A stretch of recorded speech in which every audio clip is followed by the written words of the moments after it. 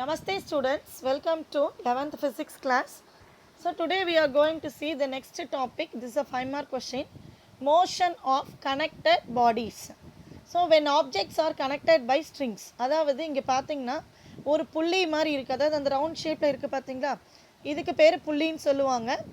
Next இதில் வந்துட்டு ஒரு ஸ்ட்ரெச்சபிள் ஸ்ட்ரிங்குனா ஒரு தின் வந்துட்டு ஸ்ட்ரெச் ஆகக்கூடிய ஸ்ட்ரிங் இருக்குது.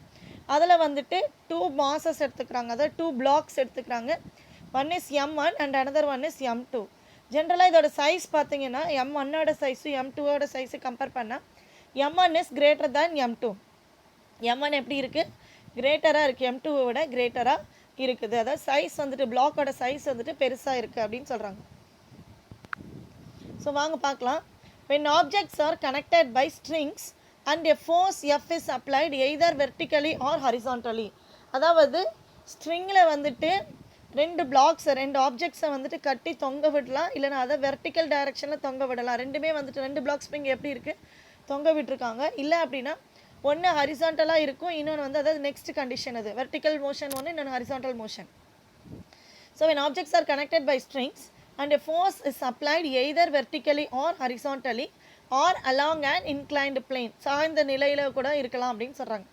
இட் ப்ரொடியூசஸ் த டென்ஷன் அப்படின்னா நான் ஆல்ரெடி சொல்லியிருக்கேன், அதாவது ஒரு ஸ்ட்ரிங்கில் கட்டி தொங்க விடும்போது அந்த ஸ்ட்ரிங்கில் வந்துட்டு ஒரு இழு விசை ஏற்படுது. டென்ஷன் அப்படிங்கிறது என்னென்னா இழு விசை அப்படின்னு சொல்கிறாங்க. So it produces a tension T in the string, so which affects the acceleration to an extent. Let us discuss various cases for the same. In case 1, vertical motion. This is an important 5-mark question. Mark பண்ணிக்கோங்க. vertical motion case 1. அதில் என்ன பண்ணுறாங்க பாருங்கள். ஒரு புள்ளி மாதிரி இருக்கக்கூடிய ஆப்ஜெக்டில் 2 பிளாக்ஸ் எடுத்துக்கிறாங்க. One is M1 and another one is M2. So இங்கே block M1 is greater than M2. M1 வந்துட்டு M1ங்கிற பிளாக்கு M2ங்கிற பிளாக்கை விட சைஸில் பெருசாக இருக்குது. So consider 2 blocks of masses M1 and M2. Here M1 is greater than M2, connected by a light and inextensible அதாவது நீட்சி அடையாத அந்த ஸ்ட்ரிங் வந்துட்டு கட்டி தொங்க விடுறதுனால எலாங்கேட் ஆகாமல் இருக்கணும். ஸோ inextensible ஸ்ட்ரிங்கை வந்து எடுத்துக்கிறாங்க, that passes over a புள்ளி. ஸோ கன்சிடர் 2 blocks எடுத்துக்கிறாங்க of masses M1 and M2. M1 is greater than M2, connected by a light string. அதாவது எதில் கனெக்ட் பண்ணியிருக்காங்க? Light and inextensible string. அதாவது கட்டி தொங்க விடும்போது அது வந்து எக்ஸ்டெண்ட், அதாவது விரிவடையக்கூடாது. அந்த ஒயர் வந்துட்டு என்னென்னா அப்படியே எக்ஸ்டெண்ட் ஆகிட்டே போகக்கூடாது. ஸோ இப்போ அந்த மாதிரி இன்எக்ஸ்டபிள் ஸ்ட்ரிங்கில் வந்துட்டு 2 மாசஸை வந்து கட்டி தொங்க விடுறாங்க. M1 வந்துட்டு கிரேட்டராக இருக்குது M2வை விட. அந்த புள்ளீஸில் கட்டி தொங்க விடுறாங்க.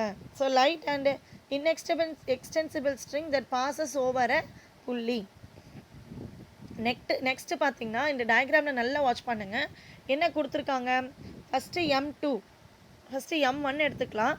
இப்போ M2, அதாவது இந்த புள்ளியில் ஃபஸ்ட்டு வந்துட்டு இனிஷியலாக 2 மாசஸுமே ஈக்குவலாக வைக்கிறாங்க. 2 மாசஸும் எப்படி இருக்குது?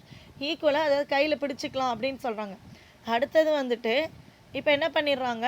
மாஸ் M1 இப்போ ரெண்டையுமே வந்துட்டு அந்த சிஸ்டம், அதாவது ரெஸ்ட்டில் இருந்து அதை விட்டுடுறாங்க. அப்போ விடும்போது பிளாக்கோட சைஸ் எதுக்கு அதிகமாக இருக்குது? M1 பிளாக்கோட சைஸ் தான் அதிகமாக இருக்குது. அது M1 பிளாக் வந்து சைஸ் அதிகமாக இருக்கிறதுனால அது ஃபாஸ்ட்டாக என்னாகும்? கீழே இறங்கும். ஃபாஸ்ட் மீன்ஸ் அது கொஞ்சம் தூரம் கீழே இறங்கினோன்னா M2வும் என்னாகும்? அதோட சேர்ந்து மேலே மூவ் ஆகும். அதாவது இது புள்ளினா ஃபஸ்ட்டு இது ரெண்டுமே ஈக்குவலாக தான் இருக்குது. அதாவது இந்த பிளாக் M1ன்னு எடுத்துக்கிறாங்க, இதை வந்து M2ன்னு எடுத்துக்கிறாங்க. இந்த பிளாக்கை அப்படி எடுத்துக்கும் போது ரெண்டுமே வந்து ஈக்குவல் பொசிஷனில் நம்ம கையில் பிடிச்சிக்கலாம். இந்த 2 சைடுமே வந்துட்டு ஈக்குவலாக இருக்குது.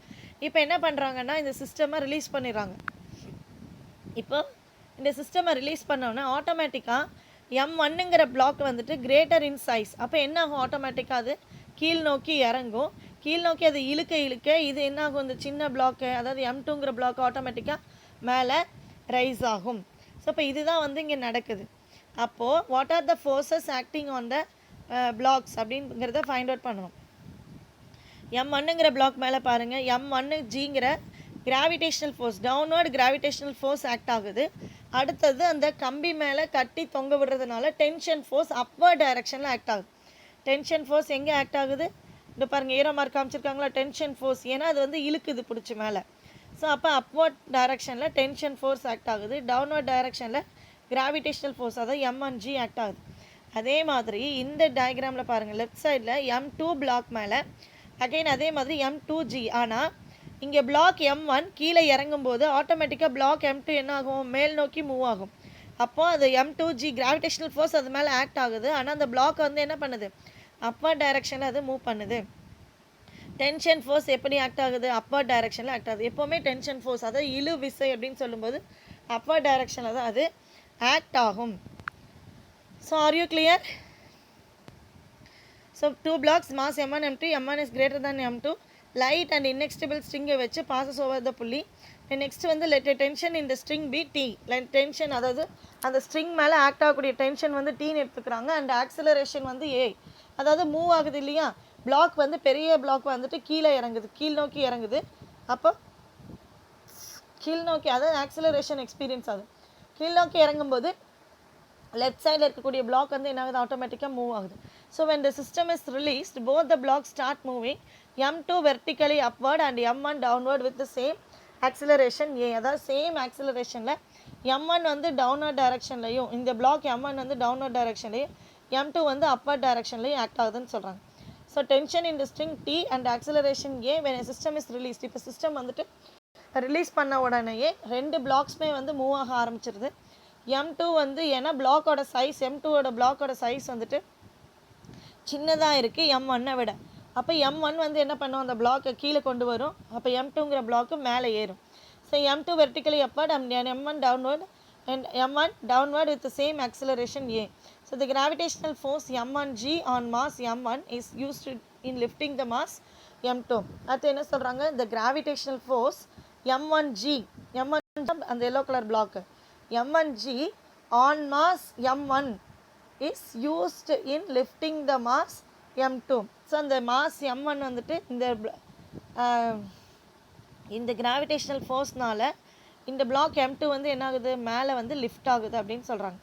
நெக்ஸ்ட்டு பாருங்கள், the upward direction is chosen as a y direction. அதாவது எக்ஸ் ஆக்சிஸ் ஒய் ஆக்சிஸும் போது நம்ம இதை வந்து என்னென்னு எடுத்துக்குவோம், இதை வந்து பாசிட்டிவ் ஒய் ஆக்சிஸ்னும் கீழே இறங்கக்கூடியது நெகட்டிவ் ஒய் ஆக்சிஸ்னும், நெக்ஸ்ட்டு இதை வந்து எக்ஸ் ஆக்சிஸ்னு எடுத்துக்குவோம், இதை வந்து பாசிட்டிவ் எக்ஸ் ஆக்சிஸ்னும் இதை வந்து நெகட்டிவ் எக்ஸ் ஆக்சிஸ்னு எடுத்துக்குவோம் இல்லைங்களா. இப்போ நமக்கு வந்துட்டு புள்ளியில் எப்படி நகருங்கிறது அப்படின்னா மேலேயும் கீழேயும் தான் நகருது. அப்போது இந்த வெறும் ஒய் ஆக்சிஸ் மட்டும்தான் எடுத்துக்கிறோம், இங்கே எக்ஸ் ஆக்சிஸ் கிடையாது. So the upward direction is chosen as y direction. இப்போ the free body diagrams of both masses, upward டைரக்ஷனை நம்ம என்ன செலக்ட் பண்ணிக்கிறோம், ஒய் டைரக்ஷனாக எடுத்துக்கிறோம். அப்போ free body diagrams of both masses, ரெண்டு மாசஸோட ஃப்ரீ பாடி டயக்ராம் கொடுத்துருக்காங்க பாருங்கள். ஃபஸ்ட்டு வந்து பிளாக் M1, அதாவது எல்லோ கலரில் பிளாக் M1 வந்து கிரேட்டராக இருக்குது. இங்கே நல்லா பார்த்தீங்கன்னா டயக்ராமோட டிஃப்ரென்ஸ் தெரியும் பாருங்கள். ஏன்னா இந்த இடத்துல கிராவிடேஷனல் ஃபோர்ஸ் அதிகமாக இருக்குது, டென்ஷன் ஃபோர்ஸ் கம்மியாக இருக்குது இல்லைங்களா. ஸோ இந்த சைஸை பார்த்தீங்கன்னா டென்ஷன் ஃபோர்ஸ் கம்மியாக இருக்குது, ஆனால் கிராவிடேஷனல் ஃபோர்ஸ் எப்படி இருக்குது, அதிகமாக இருக்குது. ஏன்னா இங்கே வந்து பிளாக்கோட சைஸ் எப்படி இருக்குது, கிரேட்டராக இருக்குது. M1 பிளாக்கோட சைஸ் வந்து அதிகமாக இருக்குது. ஸோ அப்போ அதனால் ஃப்ரீ பாடி டயக்ராமில் டவுன்வர்டு கிராவிடேஷனல் ஃபோர்ஸ் அதிகமாக ஆக்ட் ஆகுது, டென்ஷன் ஃபோர்ஸ் வந்துட்டு அதோட மேக்னிடியூட் வந்து கம்மியாக இருக்குது. அடுத்தது M2 பிளாக்கோட சைஸ் வந்து பார்த்திங்கன்னா ரொம்ப ரொம்ப குறைவு. M1 கம்பேர் பண்ணும்போது M2ஓட பிளாக் வந்து கம்மியாக இருக்கும். இப்போ இங்கே வந்து கிராவிடேஷனல் ஃபோர்ஸ், ஏன்னா அந்த பிளாக் M2 வந்து அப்வர்ட் டைரக்ஷனில் மூவ் ஆகுது, மேல் நோக்கி மூவ் ஆகுது. மேல் நோக்கி மூவ் ஆகும்போது அங்கே கிராவிடேஷனல் ஃபோர்ஸ் கம்மியாயிரும், ஆனால் டென்ஷன் ஃபோர்ஸ் எப்படி இருக்கும், அதிகமாக இருக்கும். ஸோ இங்கே கிராவிடேஷனல் ஃபோர்ஸ் கம்மியாக இருக்குது, டென்ஷன் ஃபோர்ஸ் எப்படி இருக்குது, அதிகமாக இருக்குது எந்த பிளாக்கு M2 மேலே. சரிங்களா. ஸோ இப்போ இந்த ஃப்ரீ பாடி டயக்ராமில் மாஸ் M1 மாஸ் M2 அதோட டயக்ராம்ஸ் எல்லாம் பார்த்துட்டோம். M1Gங்கிற டவுன்வர்ட் கிராவிடேஷனல் ஃபோர்ஸ், M2Gங்கிறது டவுன்வர்ட் அகெயின் கிராவிடேஷனல் ஃபோர்ஸ், Tங்கிறது tension force act on the string. Next பாருங்கள், இப்போது applying Newton second law for mass M2. இது வரைக்கும் தெளிவாக புரிஞ்சிச்சுங்களா. புள்ளீஸில் 2 பிளாக்ஸ் எடுத்துக்கிறேன், M1 அண்ட் M2. M1ங்கிற பிளாக்கு கிரேட்டராக இருக்குது M2 பிளாக்கை விட. அப்போ ரெண்டு சிஸ்டம் வந்து ரெஸ்ட்டில் இருக்கும்போது ரெண்டுமே ஈக்குவலாக இருக்கும். அதை ரிலீஸ் பண்ண உடனே M1 பிளாக் வந்து வெயிட் அதிகமாக இருக்கிறதுனால இட் ஸ்டார்ட்ஸ் டு ஆக்சிலரேஷன். அதாவது ரெண்டுமே வந்து அட் அ டைமில் மூவ் ஆகும்போது சேம் ஆக்சிலரேஷனோட மூவ் ஆகுது. M1ங்கிற பிளாக்கு டவுன்வர்ட் டைரக்ஷன்லையும், M2ங்கிற பிளாக்கு M1 பிளாக்குனால M2ங்கிற பிளாக்கு அப்பர் டைரக்ஷன்லையும் மூவ் ஆகுது. இப்போ அப்பர்ட் அண்ட் டவுன்வர்டுங்கும் போது here only we take the y axis. Y ஆக்சிஸை எடுத்துக்கிறோம். ஸோ இப்போ applying Newton second law for mass m2. இந்த லெஃப்ட் சைடில் பாருங்கள், இந்த டயக்ராம் இங்கே கொடுத்துருக்காங்களா? இந்த நல்லா பார்த்துக்கங்க. What are the forces? ஜென்ரலாக நியூட்டன் செகண்ட் லா என்னது? F is equal to ma. இங்கே வந்து நம்ம பிளாக் m2 ஃபஸ்ட் எடுத்துக்கிறதுனால m2a. இப்போ what are the forces acting on this block m2? அதாவது m2 மேலே என்னென்ன ஃபோர்ஸஸ் ஆக்ட் ஆகுது அப்படின்னு பார்த்தாங்கன்னா, ஒன் இஸ் டவுன்வர்ட், அதாவது அப்வர்டு டவுன்வர்டில் ஆக்ட் ஆகக்கூடிய கிராவிடேஷனல் ஃபோர்ஸ் m2g. இன்னொன்று வந்து அப்வர்டில் ஆக்ட் ஆகக்கூடிய டென்ஷன் ஃபோர்ஸ். அப்போ அங்கே என்ன எழுதுகிறாங்க? Tension force T J cap. ஏன் ஜே கேப்னா, பிகாஸ் அது வந்து என்னது? ஒய் ஆக்சிஸில் இருக்குது. அது வந்து எதில் இருக்குது? ஒய் ஆக்சிஸில். அதாவது இதை வந்து ஒய் ஆக்சிஸ்ன்னு எடுத்துக்கிறாங்க. ஸோ அப்போ டி ஜே கேப். ஏன் இங்கே -m2g ஜே கேப்னு போட்டிருக்காங்க? ஏன்னா கிராவிடேஷ்னல் ஃபோர்ஸ் டவுன்வர்டில் தான் ஆக்ட் ஆகும். ஆனால் கிராவிடேஷ்னல் புள்ளையும் மீறி அது என்னவாயிட்ருக்கு? மேலே ரைஸ் ஆகிட்ருக்கு. ஸோ அப்போ அதனால் இங்கே -m2g ஜே கேப்னு போட்டிருக்காங்க. இப்போ புரியுதுங்களா ஏன் வந்துட்டு -m2g ஜே கேப்னு போட்டிருக்காங்கன்னு? So applying Newton second law for mass m2,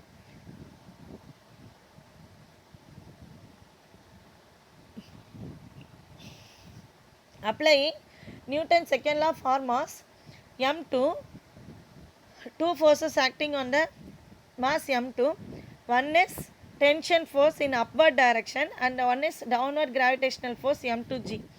ஏன் இங்கே நெகட்டிவ் சைன்? பிகாஸ் இது ஒய் ஆக்சிஸில் இருக்கிறதுனால மேலே வந்து பாசிட்டிவ் ஒய் ஆக்சிஸ்னும் கீழே வந்து நெகட்டிவ் ஒய் ஆக்சிஸ்னு எடுத்துக்குவோம் இல்லைங்களா? இங்கே வந்துட்டு டி ஜே கேப் அது வந்து அப்வர்ட் டைரக்ஷனில் ஆக்ட் ஆகுது, அதனால் ப்ளஸ் ஒய் ஆக்சிஸில் இருக்குது. இங்கே வந்து ஏன் -m2g ஜே கேப் போட்டிருக்காங்கன்னா, பிகாஸ் ஏன்னா அந்த பிளாக் வந்து ஆக்சுவலாக டவுன்வர்டில் தான் கிராவிடேஷனல் ஃபோர்ஸ் ஆக்ட் ஆகும். ஆனால் அந்த டவுன்வர்ட் கிராவிடேஷனல் ஃபோர்ஸை தாண்டி அந்த பிளாக் வந்து என்னவாகுது? மேலே அப்வர்ட் டைரக்ஷனில் மூவ் ஆகுது இல்லைங்களா? ஸோ அப்போ அதனால் இங்கே -m2g ஜே கேப் போட்டிருக்காங்க. அப்புறம் நெக்ஸ்ட் ஃபார்முலா என்ன எழுதுகிறோம்? F is equal to m2a. ஏன்னா பிளாக் m2 இருக்கிறதுனால m2a. ஸோ அப்போ அந்த ஈக்குவேஷன் என்ன ஆயிடுச்சு? m2a j cap. புரிஞ்சுதுங்களா இந்த இடத்துல எப்படி வந்துட்டு ஈக்குவேஷன் வந்திருக்குன்னு? So here we applying the Newton second law for mass m2. Two forces act ஆகுது. One is tension force and another one is gravitational force m2g. ஏன் இங்கே நெகட்டிவ் சைன் போட்டிருக்காங்க அப்படின்னா, அந்த பிளாக் வந்து அப்வர்டில் மூவ் ஆகுது, மேல் நோக்கி தள்ளப்படுது. மேல் நோக்கி, அதாவது கிராவிடேஷனல் ஃபோர்ஸ்க்கு டவுன்வர்டில் வந்து கிராவிடேஷனல் ஃபோர்ஸ், ஆனால் அப்பர் டைரக்ஷனில் மூவ் ஆகிறதுனால அங்கே -m2g ஜே கேப் போட்டிருக்காங்க. The left hand side of the above equation is the total force act under m2. அதாவது டி ஜே கேப்பும் -m2g ஜே கேப்பும் டி ஜே கேப்பும் -m2g ஜே கேப்பும் பார்த்தீங்கன்னா -m2g ஜே கேப்பும் பார்த்தீங்கன்னா total force act on the block m2 மேலே act ஆகிற மாஸ் அப்படின்னு சொல்கிறோம். ஸோ அப்போ the left hand side of the above equation is the total force that acts on m2 and the right hand side is the product of mass and acceleration m2 in y direction. இந்த negative சைனுக்கு காரணம் வந்து என்னவா கூட இருக்கலாம்னா, அதாவது Y axis draw பண்ணும்போது மேலே வந்து positive Y ஆக்சிஸ்னும், இந்த டென்ஷன் ஃபோர்ஸை பாசிட்டிவ் ஒய் ஆக்சிஸ்லையும் இந்த downward gravitational force m1 m2g negative Y ஆக்சிஸில் கூட எடுத்துக்கலாமா? ஸோ அதன் காரணமாக கூட நம்ம இந்த இடத்துல மைனஸ் சைன் போட்டுக்கலாம். மைனஸ் ஒய் ஆக்சிஸில் எடுத்துக்கிறதுனால அங்கே மைனஸ் சைன் போட்டுக்கலாம். So left hand side of the above equation is the total force that acts on m2 and the right hand side is the product of mass and acceleration m2 in y direction. இந்த left hand side ஃபுல்லாக வந்து என்ன சொல்கிறாங்க? Force acting on the mass m2ன்னு. இது வந்து product of mass and acceleration according to Newton second law படி F is equal to ma வரும். So product of mass and acceleration in y direction அப்படின்னு சொல்கிறாங்க. இப்போ நெக்ஸ்ட் ஸ்டெப் என்ன பண்ணுறாங்க? பை கம்பேரிங் த காம்பனன்ட்ஸ், அதாவது ஜே காம்பனன்ட்ஸை left hand side right hand side equate பண்ணோம் அப்படின்னா ஜே காம்பனன்ட்ஸ் கெட்ஸ் கேன்சல். ஆனால் என்ன கிடைக்கும்? By comparing the components on both sides we get equation என்னவாகும்? T -m2g equal to m2a கிடைக்குமா? அந்த ஜே கேப்பெல்லாம் எடுத்துட்டு என்ன போடுவோம்? T -m2g equal to m2a. So similarly applying Newton second law for mass m1. இதே மாதிரி மாஸ் m1க்கும் நம்ம நியூட்டன் செகண்ட் லா அப்ளை பண்ண போகிறோம். அதை நல்லா பாருங்கள். என்ன போட்டிருக்காங்க? டி அதாவது இதுலேயும் வந்துட்டு டவுன்வர்ட் கிராவிடேஷனல் ஃபோர்ஸ் m1gயும் அப்வர்ட் டென்ஷன் ஃபோர்ஸ் டியும் வந்து ஆக்ட் ஆகுது. அப்போ பாருங்கள் T J cap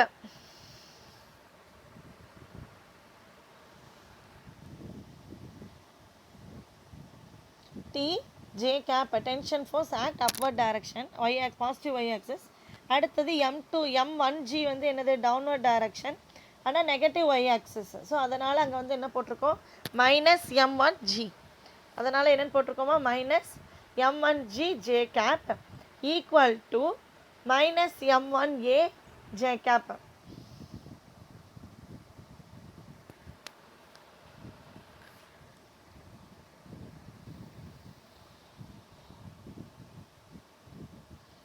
so T J cap minus அதாவது ரெண்டு ஃபோர்ஸஸ் ஆக்ட் ஆகுது அப்படின்னா இந்த டயக்ராமில் பார்த்தீங்கன்னா ஒன்று வந்து டென்ஷன் ஃபோர்ஸ் சரிங்களா, இன்னொன்று வந்து m1g அதாவது total force acting on the block m1 அப்படின்னு எடுத்துட்டோம்னா two forces, one is tension force, இன்னொன்று வந்துட்டு என்னென்னா m1g அப்படின்னு சொல்லும்போது அது negative y axis downward direction act ஆகிறதுனால மைனஸ் m1g j கேப் அப்படின்னு போட்டிருக்கோம்.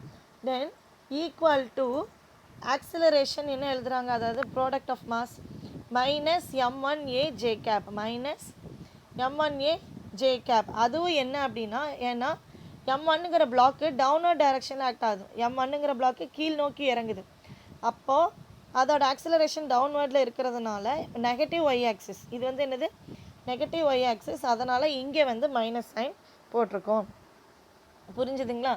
ஸோ அப்போ அதை தான் இங்கே கொடுத்துருப்பாங்க. As mass m1 moves downward minus J cap its acceleration is along minus J gap.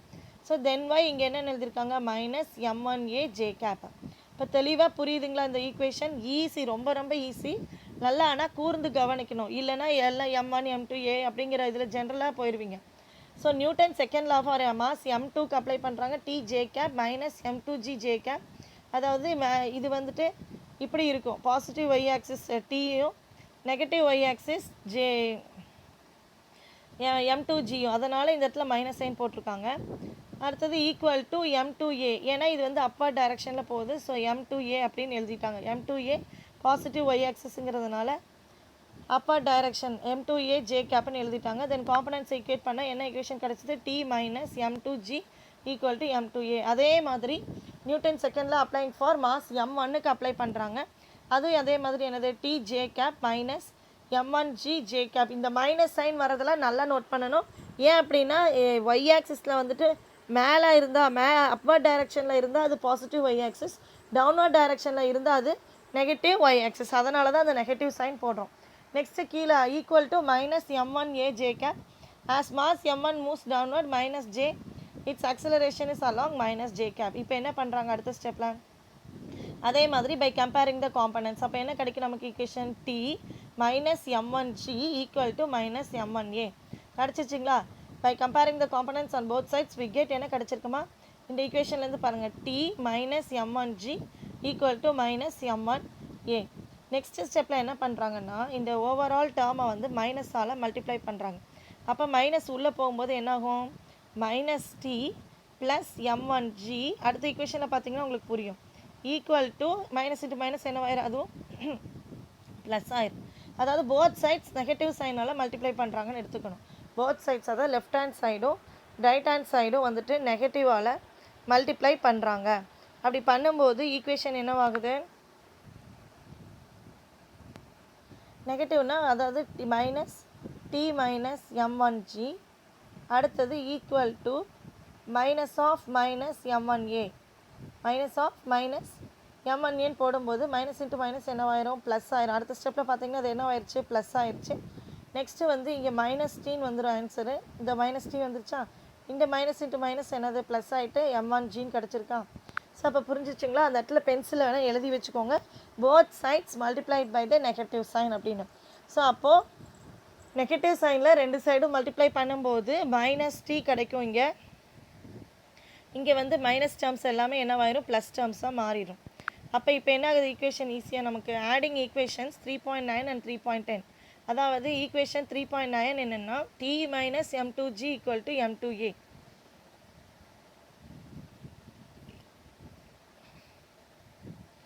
D minus m2g equal to m2a அப்படின்னு கிடைக்கும். அது சரிங்களா? இதை வந்து ஆட் பண்ணும்போது இங்கே இடத்துல என்ன இருக்குது, மைனஸ் டீன்னு இருக்குது, ப்ளஸ் m1gன்னு இருக்குது, ஈக்குவல் டு m1aன்னு இருக்குல்லங்களா? அப்போ இது ரெண்டையும் ஆட் பண்ணும்போது என்ன ஆகுது, இதுவும் இதுவும் கேன்சல் ஆயிரும், டி என்னவாயிரும், கேன்சல் ஆயிரும். அப்போ பேலன்ஸ் ஈக்குவேஷன் என்ன இருக்கும், m1g அதாவது plus m1g minus m2g equal to m1a plus m2a. புரியுதுங்களா? So T minus m1g equal to minus, அதாவது sorry m1g minus T equal to m1a, அதையும் இங்கே வந்துட்டு T minus m2g equal to m2aவையும் add பண்ணோன்னா, ஏன்னா இங்கே மேலே ப்ளஸ் டீன்னு இருக்குது, இங்கே மைனஸ் டீன்னு இருக்குது, அப்போ என்ன ஆயிரும், டி மட்டும் கேன்சல் ஆயிரும். இப்போ பேலன்ஸ் டேர்ம்ஸ்லாம் எடுத்து எழுதுகிறோம். m1g மைனஸ் m2g, m1g அதில் இருக்கக்கூடிய மைனஸ் m2g ஈக்குவல் டு இங்கே இருக்கக்கூடிய m1a அதில் இருக்கக்கூடிய m2a. இப்போ எல்லாத்தையும் ஆட் பண்ணோன்னா இதில் எது அதாவது g வந்து காமனாக இருக்குது. அப்போ என்ன பண்ணுறாங்க, அந்த ஜியை வந்து காமன் அவுட் பண்ணிடுறாங்க. இந்த ஈக்குவேஷனில் g காமனாக இருக்குது. அப்போ m1 minus m2 into g equal to இதில் வந்து a காமனாக இருக்குது. அப்போ என்ன இது m1 plus m2 into a. இப்போ புரியுதுங்களா? ஸோ அப்போ m1 மைனஸ் m2, ஏன்னா இதில் வந்துட்டு g காமன் அவுட் பண்ணிடுறாங்க. இதில் வந்துட்டு என்னது, ஜியை வந்து அதாவது m1 மைனஸ் m2 ஜியை வந்து என்ன பண்ணிடுறாங்க, காமன் அவுட் பண்ணிடுறாங்க. அதே மாதிரி அடுத்த ஈக்குவேஷனில் ஏவை காமன் அவுட் பண்ணிடுறாங்க. m1 ப்ளஸ் m2 ஏவை வந்து காமன் அவுட் பண்ணிடுறாங்க. ஸோ இப்போ ஈக்குவேஷன் நமக்கு கிடச்சிருச்சா? நெக்ஸ்ட் ஸ்டெப்பில் நம்ம ஆக்சிலரேஷன் கண்டுபிடிக்கணும். From equation 3.11 the acceleration of both the masses. So acceleration of both the masses is என்னென்னா, இது அப்படியே தான், ஏவை மட்டும் இந்த பக்கம் வச்சுட்டு ஏ மட்டும் இருக்கும், இது வந்து என்னவாயிரும், அப்படியே டிவிஷன் போயிடும். அப்போ என்ன இருக்குது equation, A is equal to m1 minus m2 divided by m1 plus m2 into g இருக்கும், இன்ட்டு ஓவரால் g இருக்கும். ஸோ சப்போஸ் நெக்ஸ்ட் ஸ்டெப்பில் என்ன பண்ணுறாங்கன்னா, ஸோ இப்போ புரிஞ்சுதுங்களா, ஏ இஸ் ஈக்குவல் டு என்ன இருக்குன்னு m1 மைனஸ் m2 இந்த மல்டிப்ளிகேஷனில் இருக்க m1 ப்ளஸ் m2 என்னவாயிரும், டிவிஷனுக்கு வந்துடும். So m1 minus m2 divide by m1 plus m2 into ஜின்னு வந்துடும். நெக்ஸ்ட் ஸ்டெப்பில் if both the masses are equal, அதாவது ரெண்டுமே அதோட பிளாக்ஸோட சைஸ் அந்த மாஸ் வந்து சேமாக இருந்துச்சுன்னா, m1 ஈக்குவல் டு m2னா இந்த இடத்துல m1 மைனஸ் m1ன்னு வருமா? அப்போ என்னவாயிரும், இந்த டேர்ம் ஃபுல்லாக 0 ஆயிரும். இந்த டேர்ம் பாருங்கள், m1 மைனஸ் m2ன்னு இருக்குது, அதாவது m1 மைனஸ் m1னா இந்த டேர்ம் ஃபுல்லாக என்னவா, சாரி m1னா இந்த டேர்ம் ஃபுல்லாக என்னவாயிரும், 0 ஆயிரும். ஸோ அப்போ a is equal to 0 by anything என்னதாயிரும், 0 ஆயிரும். ஸோ இந்த ஸோ அந்த ஓவரால் டேர்மே என்னவாயிரும், if both the masses are equal m1 equal to m2 from equation 3.12 a is equal to என்னவாயிரும், 0. So this shows that if the masses are equal there is no acceleration and the system as a whole will be at rest. அப்படின்னா என்ன அர்த்தம், masses ஈக்குவலாக இருக்கும்போது என்ன ஆயிரும், ரெண்டுமே சமநிலைக்கு வந்துடும். அப்போ வந்து என்ன ஆகுது, தேர் இஸ் நோ ஆக்சிலரேஷன், அந்த மாசஸ் வந்து கீழேயோ மேலேயோ எங்கேயுமே இறங்காது. அப்போ சிஸ்டம் வந்துட்டு ஓவரால் சிஸ்டம் என்னவாயிரும், ஹோல் வில் பி, மொத்த சிஸ்டமும் ரெஸ்ட்டுக்கு வந்துடும் அப்படின்னு சொல்கிறாங்க. இப்போ இது கண்டுபிடிச்சது வந்து ஆக்சிலரேஷன். அடுத்தது வந்து என்ன கண்டுபிடிக்க போகிறோன்னா, to find the tension acting on the string. அந்த ஸ்ட்ரிங்கில் ஆக்ட் ஆகக்கூடிய டென்ஷன் என்ன அப்படிங்கிறத ஃபைண்ட் அவுட் பண்ண போகிறோம். அடுத்தது இங்கே கிடைச்ச இந்த ஆக்சிலரேஷனோட வேல்யூ இருக்குது பாருங்கள், 3.12 m1 minus m2 divided by m1 plus m2 into G இருக்கு இல்லைங்களா, அதை வந்து 3.9ல் சப்ஸ்டியூட் பண்ணணும். 3.9 எதுங்க, 3.9 என்னென்னா T minus m2g equal to m2a. T minus இங்கே பாருங்கள் 3.12, அதாவது நமக்கு கிடைச்ச ஆக்சிலரேஷனோட ஃபார்முலாவை எங்கே எழுதணும் அப்படின்னா, இது 3.9ல் 3.9 என்னென்னா T minus m2g, T minus m2g equal to m2a, m2a அதாவது இங்கே கொடுத்துருக்காங்க. இப்போ இந்த ஏக்கு பதிலாக தான் நம்ம இந்த ஃபார்முலாவை சப்ஸ்டியூட் பண்ணுறோம். இங்கே பாருங்கள் இருக்கா, T minus m2g equal to m2 into இந்த ஏக்கு பதிலாக என்ன சப்ஸ்டியூட் பண்ணியிருக்காங்க, இங்கே m1 மைனஸ் m2, அதாவது இங்கே பார்த்தீங்கன்னா தெரியும், ஏக்கு பதிலாக m1 minus m2 divided by m1 plus m2 into G. So next வந்துட்டு இப்போ இங்கே லெஃப்ட் சைடில் இருக்கிற -m2gயை ரைட் சைடில் எடுத்துகிட்டு போனால் என்னவாயிரும், அது +m2gன்னு ஆயிரும். ஸோ அப்போ t is equal to left சைடில் இருக்கிற -m2gயை என்ன பண்ணுறோம், ரைட் சைடில் எடுத்துகிட்டு போயிடும். என்னவாயிருச்சிங்க, +m2g. மைனஸ் டேர்ம் இந்த பக்கம் எடுத்துகிட்டு வரும்போது +m2g. அகைன் என்ன இருக்குது, +m2 × m1 - m2 × g. இப்போ இதில் எது காமனாக இருக்குது அப்படின்னா m2 வந்து காமனாக இருக்குது. ஸோ அதை தான் சொல்கிறாங்க, by taking m2g common in the right hand side. Right hand side ஈக்குவேஷனில் இருக்கக்கூடிய m2gயை காமனாக எடுத்துட்டா, m2gயை காமனாக எடுத்துட்டா என்ன பேலன்ஸ் இருக்கும், 1 + m1 - m2 divided by m1 + m2 இருக்குங்களா. நெக்ஸ்ட்டு இந்த m1 + m2வை நம்ம எல்சிஎம் எடுக்கணும். m1 + m2 என்ன பண்ணணும், எல்சிஎம். அப்போ மேலே ஏறும்போது என்ன ஆகும், m1 + m2 + m1 - m2. இப்போ என்ன ஆகும், டிவிஷனில் காமனாக m1 + m2 வந்துடும். இப்போ இந்த +m2வும் -m2வும் என்னவாயிரும், கேன்சல் ஆயிரும்.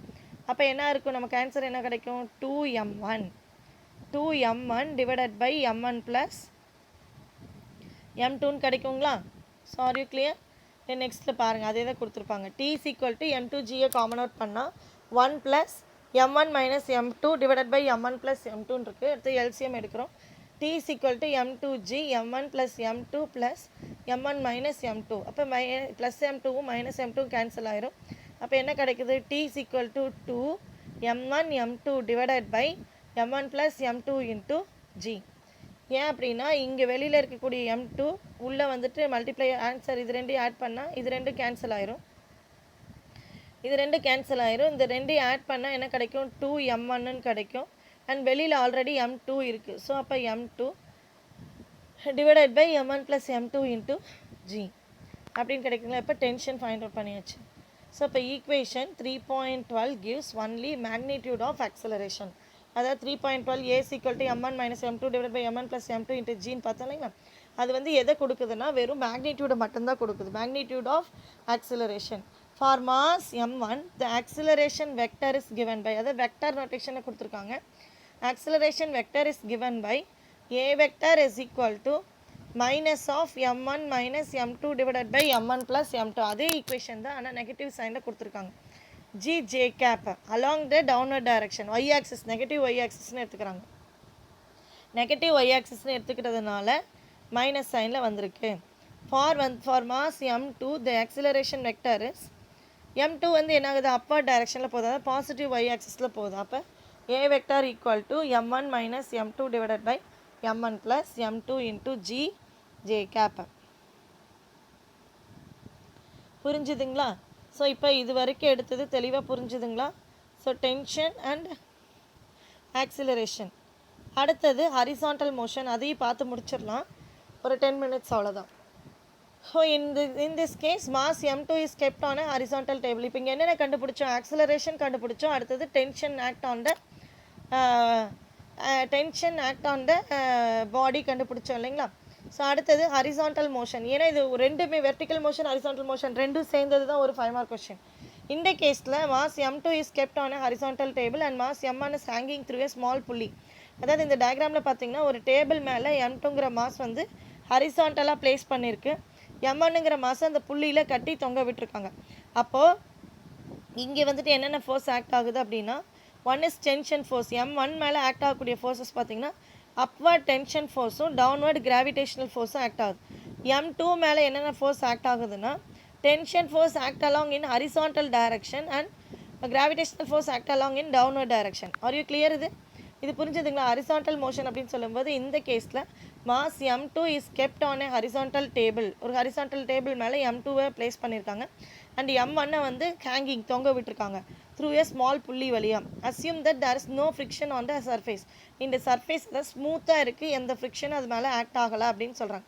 அப்போ as both the blocks are connected to the unstretchable string, அதாவது அன்ஸ்ட்ரெச்சபிள்னால் அந்த ஸ்ட்ரிங் வந்துட்டு என்ன ஆகக்கூடாது, நீண்டு போகக்கூடாது, கட்டி தொங்க விடும்போது நீண்டு போகக்கூடாது. So as both the blocks are connected to the unstretchable string, if mass m1 moves with an acceleration a downward, then mass m2 also moves with the same acceleration a horizontally. அதாவது இப்போ black mass m2 கீழே இறங்கும்போது இந்த இடத்துல mass இந்த string வச்சு தானே connect ஆகிருக்கு. அப்போ இது கீழே இறங்கும்போது ஆட்டோமேட்டிக்காக இந்த ஹரிசான்டல் பிளே இது இந்த டேபிள் மேலே இருக்கக்கூடிய மாஸ் பிளாக் M2 என்னவாகுது, மூவ் ஆகுது, ஆக்சிலரேட் ஆகுது அப்படிங்கிறத சொல்கிறாங்க. So as both the blocks are connected to the unstretchable string, if M1 moves with an acceleration A downward, then M2 also moves with the same acceleration A horizontally. But the forces acting on mass M2 are forces acting on mass M2 are M2 மேலே என்னென்ன forces act ஆகுது பாருங்க. horizontal tension force act ஆகுது, அப்புறம் downward மூணு force act ஆகும். ஒன்று வந்து normal force, அப்புறம் downward gravitational force, அப்புறம் tension force act along in x direction. அதை தான் அங்கே கொடுத்துருப்பாங்க. The forces acting on mass M2 are downward gravitational force M2G, upward normal force, அதாவது அந்த சர்ஃபேஸ் அந்த டேபிள் மேலே இருக்கக்கூடிய பிளாக்குக்கும் இந்த டேபிளுக்கும் இடையில நார்மல் ஃபோர்ஸ் ஆக்ட் ஆகுது. அப்புறம் இந்த ஆப்ஜெக்ட் மேலே downward gravitational force MG act ஆகுது. நெக்ஸ்ட்டு இந்த டைரக்ஷனில் எக்ஸ் டைரக்ஷனில் டென்ஷன் ஃபோர்ஸ் ஆக்ட் ஆகுது. அப்போ 3 ஃபோர்ஸஸ் வந்துட்டு அது மேலே ஆக்ட் ஆகுது. அதை ஆனால் பிளாக் தொங்க விடுறதுல வந்து 2 ஃபோர்ஸஸ் தான் ஆக்ட் ஆகும். ஒன்று வந்து டவுன்வர்ட் கிராவிடேஷனல் ஃபோர்ஸ், இன்னொன்று வந்து upward tension force. So the forces acting on mass M2 are downward gravitational force M2G, upward normal force N exerted by the surface, horizontal tension exerted by the string. அடுத்தது the forces acting on mass M1 are, அது நமக்கு நான் already சொல்லிட்டேன் இல்லைங்களா, downward gravitational force M1G, tension T acting upwards. அடுத்த free body diagram for both the masses, ரெண்டு மாசஸ்க்குமே free body diagram வரைஞ்சிருக்காங்க. அப்போ பாருங்கள், இதுக்கு வந்துட்டு 3 ஃபோர்ஸ் ஆக்ட் ஆகுது. பிளாக் மாஸ் M2க்கு வந்துட்டு 3 ஃபோர்ஸஸ். ஒன்று வந்து டவுன்வர்ட் கிராவிடேஷனல் ஃபோர்ஸ், இன்னொன்று வந்து அப்வர்ட் நார்மல் ஃபோர்ஸ், இன்னொன்று வந்து ஹரிசான்டல் டென்ஷன் ஃபோர்ஸ் ஆக்ட் ஆகுது. நெக்ஸ்ட்டு M1க்கு வந்து 2 ஃபோர்ஸஸ் தான். ஒன்று டென்ஷன் ஃபோர்ஸ் அப்பர் டைரக்ஷன்லேயும், M1G கிராவிடேஷனல் ஃபோர்ஸ் டவுன்வர்ட் டைரக்ஷன்லேயும் ஆக்ட் ஆகுது. இப்போ அடுத்தது உங்களுக்கே தெரியும், applying Newton second law for mass M1. M1ங்கிறது எங்கே உள்ளது, கீழே உள்ளதா மேலே உள்ளதா, கீழே தொங்குறது. அப்போது 2 ஃபோர்ஸ் தான் அது மேலே ஆக்ட் ஆகுது. அதையும் பாருங்கள், applying Newton second law for M1. இங்கே பாருங்கள், ஈக்குவேஷன் என்னவா இருக்குது, TJ cap minus M1G J cap minus M1A J cap. அதாவது இப்படி டைரக்ஷன் இருக்குன்னா இது வந்து டென்ஷன் ஃபோர்ஸ் அப்வர்ட் டைரக்ஷனில் ஆக்ட் ஆகுது, அதாவது பாசிட்டிவ் ஒய் ஆக்சிஸில். அப்போ அந்த இடத்துல ப்ளஸ் T, அதாவது TJ கேப் கொடுத்துட்டாங்க. அடுத்தது கிராவிடேஷனல் ஃபோர்ஸ் எந்த டைரக்ஷனில் ஆக்ட் ஆகுது, நெகட்டிவ் ஒய் ஆக்சிஸில் ஆக்ட் ஆகுது. ஸோ அதனால் மைனஸ் M2G J கேப். அடுத்தது பிளாக்கும் வந்து என்ன ஆகுது, கீழ் நோக்கி தான் இறங்குது, டவுன்வர்ட் டைரக்ஷனில் தான் இறங்குது. அப்போ அதனால் அதோட ஆக்சிலரேஷன் வந்து நெகட்டிவ் ஒய் ஆக்சிஸில் இருக்கிறதுனால மைனஸ் M1A J கேப். அப்போ டவுன்வர்ட் டைரக்ஷனில் இறங்குறதுனால நெகட்டிவ் ஒய் ஆக்சிஸை ரெப்ரசன்ட் பண்ணுறதுனால இந்த இடத்துல நெகட்டிவ் சைன் போட்டிருக்காங்க இந்த இக்குவேஷனில். இப்போ புரிஞ்சுதுங்களா? So TJ cap minus M1G J cap equal to minus M1A J cap along y direction. இப்போ by comparing the components என்ன கிடைக்கும், equations on both sides above equation, T minus M1G, அது அப்படியே எடுத்து எழுத வேண்டியது, அந்த J மட்டும் எடுத்துட்டு T minus M1G equal to minus M1A. So applying Newton second law for mass M2. அடுத்தது M2 பார்த்தோன்னா நம்ம தெரியும் நல்லபடி. M2க்கு வந்து என்னது 3 forces act ஆகுது.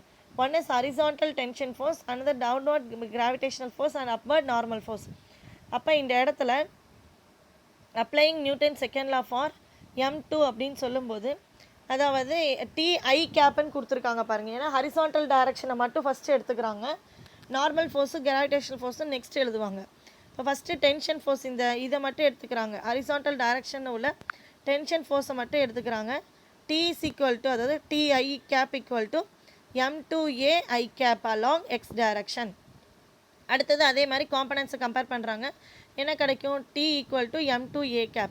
இப்போ வந்துட்டு அடுத்தது என்னது, no acceleration along y direction. அதாவது அந்த பிளாக் வந்து ரெஸ்ட்டில் தான் இருக்குது, டேபிள் மேலே ரெஸ்ட்டில் தான் இருக்குது. அப்போ y directionல எந்த ஒரு ஆக்சிலரேஷனுமே இருக்காது.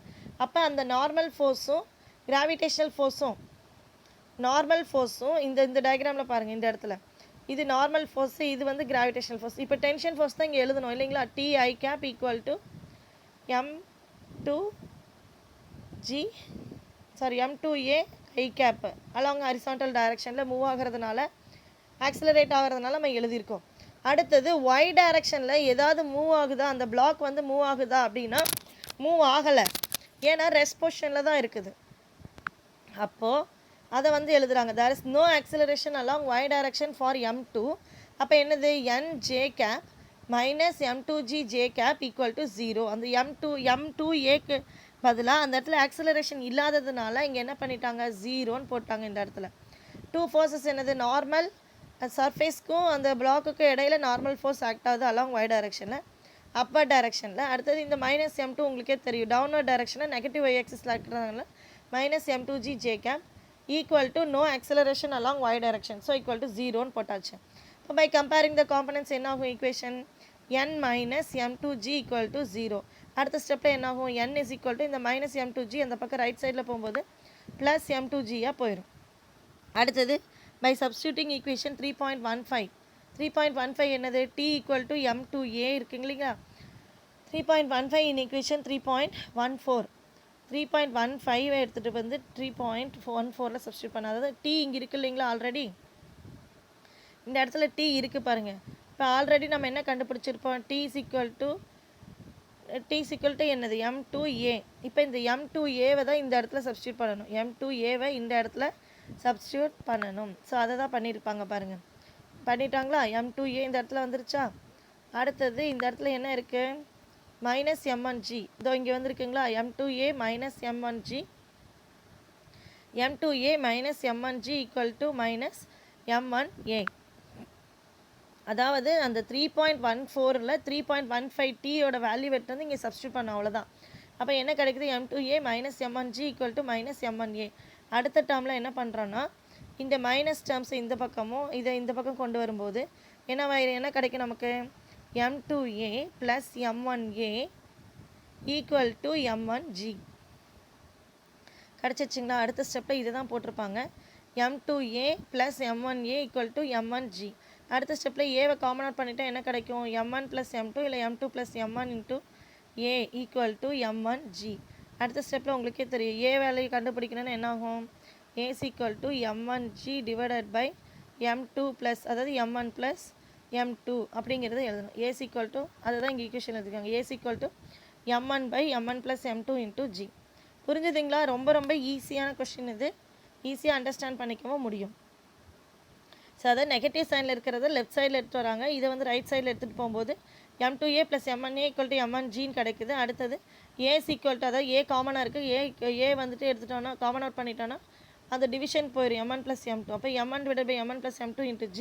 இப்போ tension in the string can be obtained by substituting equation 3.17 in equation 3.15. 3.15 என்னது equation, t is equal to m2a அந்த ஆக்சிலரேஷன் கண்டுபிடிச்சோம் இல்லைங்களா, அதில் கொண்டு போய் சப்ஸ்டியூட் பண்ண வேண்டியது. இங்கே என்ன இருக்குது, t is equal to m2a இருக்குது, அங்கே a equal to என்ன கண்டுபிடிச்சோம், m1 இருக்குது. அப்போ m1 m2 divided by m1 plus m2 into g. அங்கே ஆனால் நமக்கு அந்த வெர்டிக்கல் மோஷனில் கிடச்சது 2 into m1 m2 divided by m1 plus m2 into g கிடச்சிருக்கு. டென்ஷன் டபுள் மடங்கு, அதாவது டென்ஷன் அந்த இழுவிசை வந்து அதிகமாக இருக்கும். ஆனால் comparing motions in both the cases, ரெண்டு கேசஸ்லேயும் மோஷனை கம்பேர் பண்ணும்போது it is clear that tension in the string for horizontal motion is half of the tension for vertical motion. அதாவது அதில் வந்து 2 times இருந்துச்சு, 2 times of mass m1 m2 கிடச்சிது எதில், vertical மோஷனில். ஆனால் ஹரிசாண்டல் மோஷனில் என்னவா இருக்குது, அப்படியே கம்மியாயிடுச்சு, 1 பாதி தான் இருக்குது அதில். அதை தான் இங்கே சொல்கிறாங்க, when compare horizontal and vertical tension, tension in the string for horizontal motion is half of the tension for vertical motion for the same set of masses and strings. Same set of masses and strings தான் இருக்குது. ஆனால் tension வந்து எதுக்கு அதிகமாக இருக்குது, எதுக்கு கம்மியாக இருக்குது, வெர்டிக்கல் மோஷனுக்கு டென்ஷன் அதிகமாக இருக்குது, ஹரிசாண்டல் மோஷனுக்கு டென்ஷன் கம்மியாக இருக்குது. So this result has an important application in இண்டஸ்ட்ரீஸில். The ropes used in conveyor belts, அதாவது ஹரிசாண்டல் மோஷனில் கன்வேயர் பெல்ட்ஸ் யூஸ் பண்ணுறாங்க இல்லைங்களா, அது வந்து ஒர்க் ஃபார் லாங்கர் டியூரேஷன், ரொம்ப நாளைக்கு நீடித்து வளைக்கும். Than those of grains and lifts. ஆனால் கிரெயின்ஸு லிஃப்ட்ஸும் வந்துட்டு வெர்டிக்கல் மோஷனுங்கிறதுனால சீக்கிரமாகவே அந்த கம்பி என்னவாயிரும், அருந்து விழுகிறதுக்கு சான்சஸ் இருக்குது. ஸோ அவ்வளோதாம்மா, this an important 5 mark question. So are you clear, இந்த டாபிக்ஸ் எல்லாம் கிளியராக புரிஞ்சிச்சிங்களா? So thank you students.